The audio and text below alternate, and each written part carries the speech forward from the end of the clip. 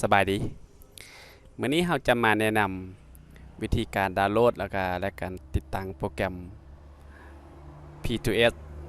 ซอฟต์แวร์ก่อนอื่นให้เราไปเปิดเบราว์เซอร์ขึ้นมาก่อนหลังจากนั้นให้เข้าไปที่เว็บไซต์อันนี้จะเป็นหน้าเว็บของพวกเราหลังจากนั้นให้ไปที่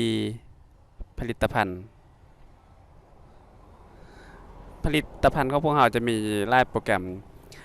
จะมีโปรแกรมจัดการเกี่ยวกับอาหารโปรแกรมอาหารค่ายเครื่องโปรแกรมบ้านพักโรงแรมเนาะซึ่งการดาวน์โหลดและการติดตั้งจะคล้ายคือกันหมดเนาะซึ่งว่าวิดีโอนี้เราจะอธิบายในส่วนการดาวน์โหลดและติดตั้งโปรแกรมจัดการเกี่ยวกับอาหารตัวนี้โปรแกรมตัวนี้สามารถใช้ได้กับWindows 7เนาะ Windows 8 Windows 10ที่เป็น64บิตตัวนี้จะเป็นรายละเอียดของโปรแกรมเนาะว่าโปรแกรมสามารถเฮ็ดหยังได้แด่จะมีรายละเอียดอยู่ในตัวนี้ส่วนการดาวน์โหลดบัดนี้ให้เข้าไปที่ตัวนี้คำสั่งดาวน์โหลดกดเข้าไปเลยโปรแกรมจะทำการดาวน์โหลดตัวนี้เนาะจะสังเกตเห็นว่าอันนี้แมันข้าพเจ้าเคยดาวน์โหลดมาทีหนึ่งแล้วเนาะมันจึงออกเป็นหนึ่งอยู่นี่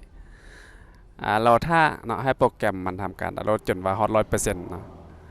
ซึ่งว่าในที่นี้เนาะข้าพเจ้าเคยดาวน์โหลดมาแล้วข้าพเจ้าจะข้ามขั้นตอนตัวนี้ไปหลังจากดาวน์โหลดสำเร็จเนาะ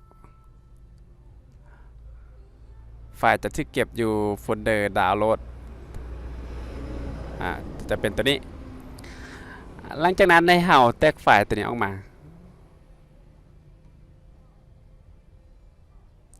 จะได้โฟลเดอร์เป็นแบบนี้ถ้าให้ทำการติดตั้งโปรแกรมให้ผู้ใช้กด next ไป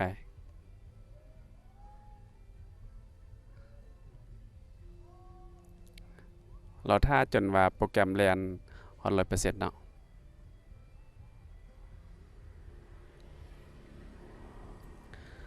สำหรับการติดตั้งถือว่าสำเร็จเนาะขั้นตอนต่อไปก็คือการคอนฟิกการติดตั้งตัวรายงานเนาะขั้นตอนการตั้งค่าโปรแกรมเบื้องต้นแม่นให้คลิกขั้วใส่ไอคอนโปรแกรมให้เลือกไปที่ Open File Location ตัวนี้ต่อไปให้ไปที่โฟลเดอร์ Setup ก่อนอื่นให้ติดตั้งฟอนต์ก่อนเลือก Install อันนี้เป็นการติดตั้งฟอนต์เนาะ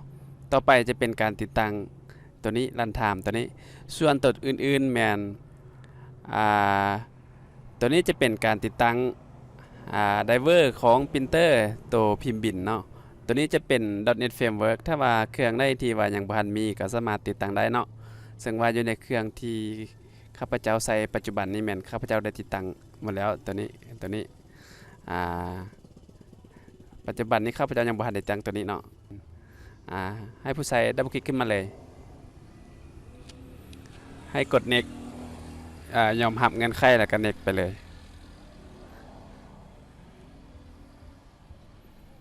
ให้เราท่าโปรแกรมให้มันเรียนจนฮอต100%เนาะเราจะปิดตัวนี้ออกไปก่อน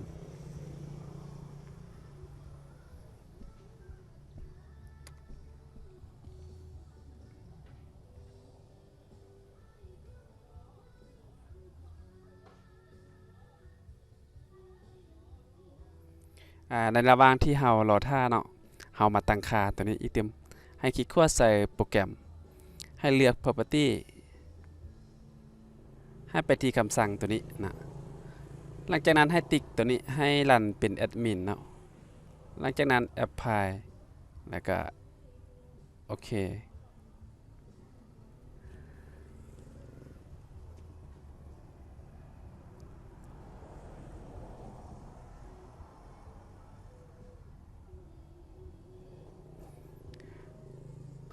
บัดนี้เราลองมาเข้าโปรแกรมเบิ่งให้ดับเบิลคลิก